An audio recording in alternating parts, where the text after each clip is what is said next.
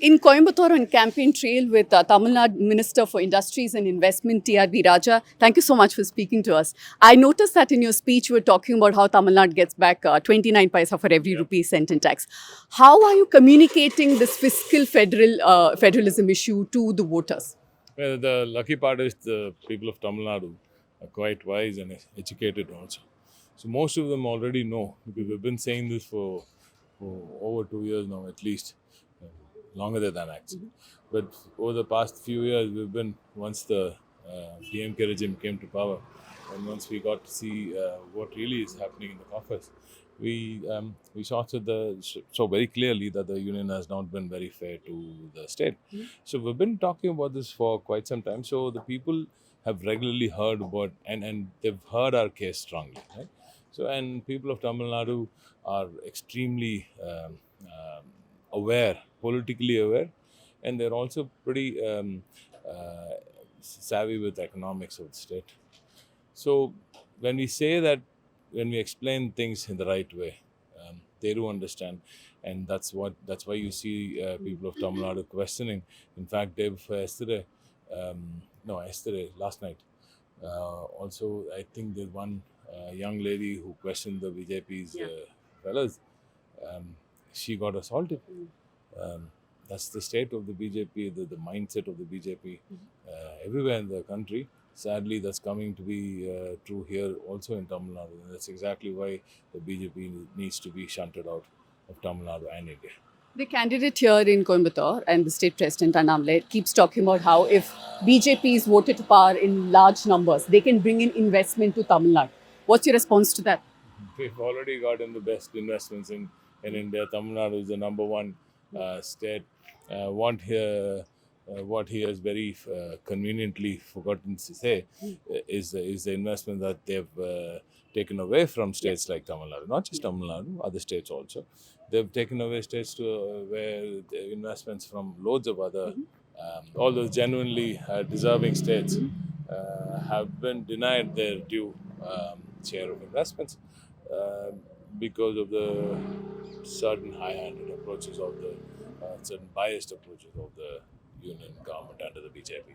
So let them explain that first. And I want to actually press on that a bit. We're doing fantastically well as far as investments are concerned, even though the union is not that interested in to give investments to bring investments to Tamil Nadu.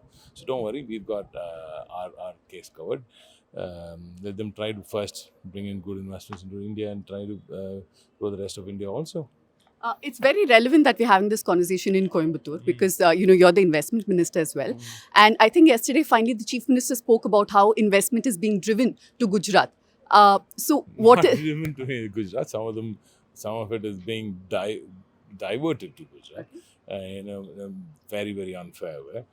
We never spoke about that because the investments, you do know that we don't want to upset the business community also, because I don't want to put them in a spot.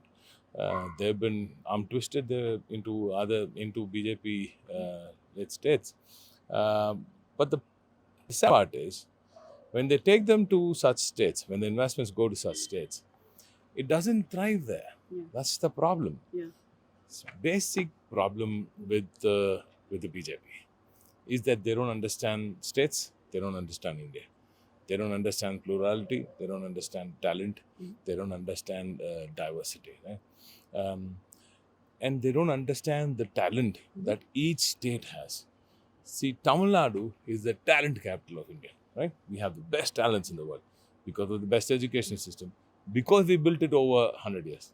It didn't happen overnight. It happened over several regimes, right? This is the Dravidian model of governance. So we started way back in the 1920s with a midday meal scheme, right, from the Justice Party. So when we've done this over 100 years, something which takes that long and is built upon such a strong foundation should not be played around with, right? And we've done this for India. We're not doing it for Tamil Nadu alone. We're doing this for India, right?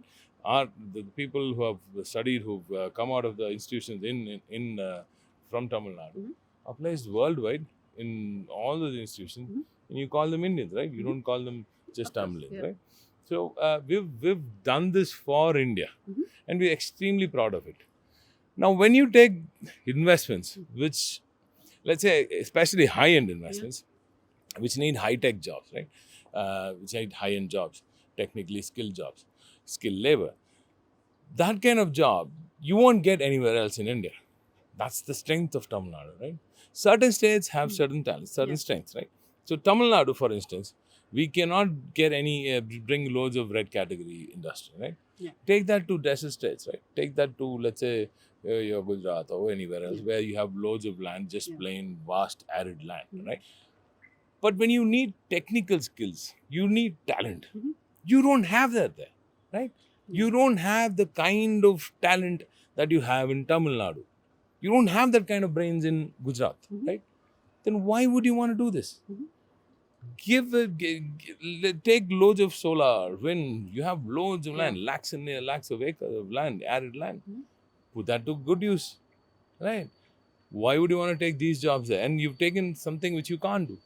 And now you look at the state of that company, those investors. I don't want to name them because many of them have called us back.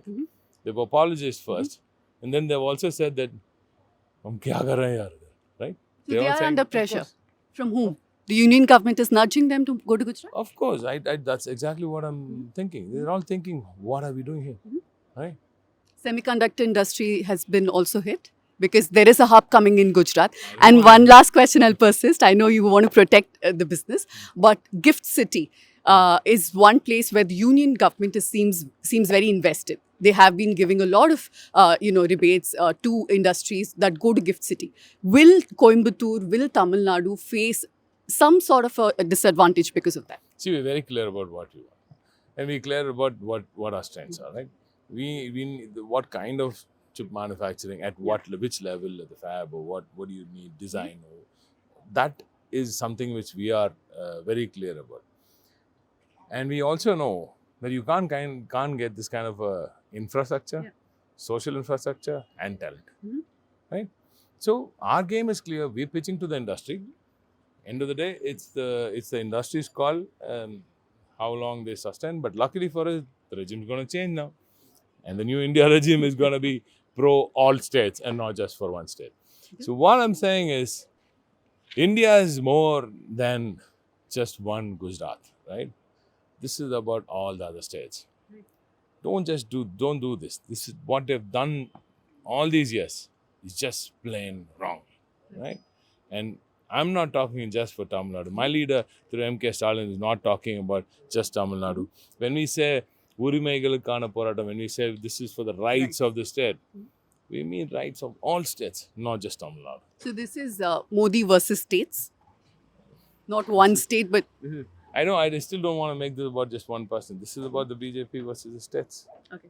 Who's your main opponent here in Coimbatore? Is it AIADMK or is it... Of course, it's the AIADMK. I mean, if you look at social media, what's Twitter's engagement with what? 1% of the population. And you can be big in social media, you're nothing on the ground.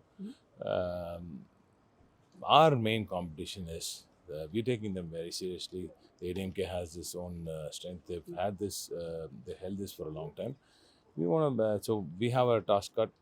We're fighting them. All this is just background noise which we don't want to engage. It's unfortunately, more than the voter, the media is more interested in such people. That's the only problem. That's the problem. That's exactly what it is. Because if you watch English channels, you think that, Annamalai is the only person who's campaigning in Tamil Nadu. That's why I say the media is so detached from reality. That's because Delhi is so detached from all the states and reality. So Delhi doesn't know what Tamil Nadu is. And that's exactly why the viewers of Delhi media don't seem to know what's happening anywhere else in India.